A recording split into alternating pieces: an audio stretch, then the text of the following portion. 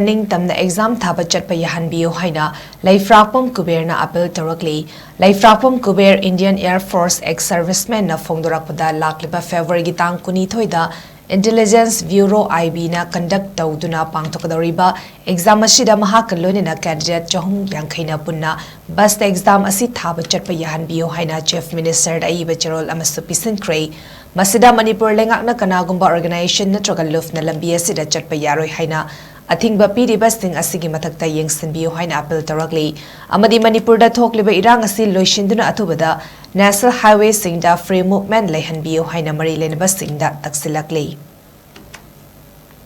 National Highway Imphal to Guwahati sigi lambi sidaida yamna freely oina ining ikhatamna without any constraint basta chasaba pamse bugalena na aigi aningba pamba si akoigi visit lariba Manipur crisis siga mari lenana due to restriction of movement by particular community adu sidaida lariba apprehension si mayek sengna khangjana bidamukta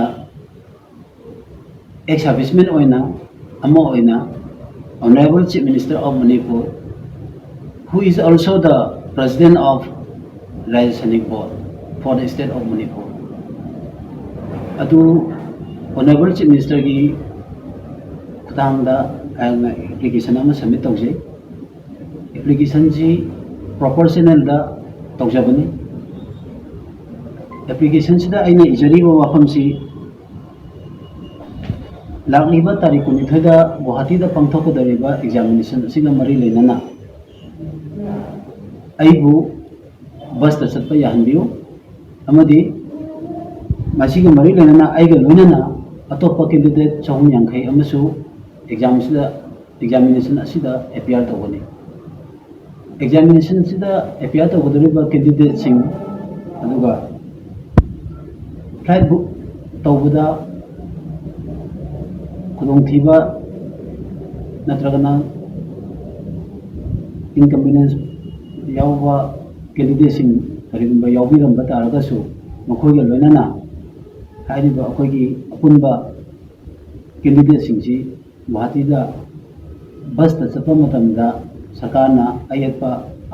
athingba pibirapa khudimako masidaida sarkarna miyeng changbiyo amadi ekoina lambi sidaida chachaba matamda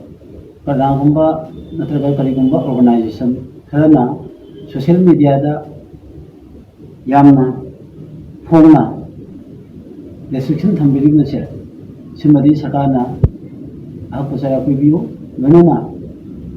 isu sibu lesson biduna India ki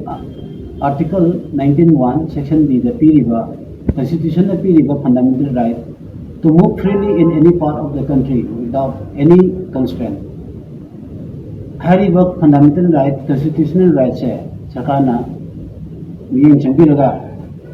masibu paja miyamda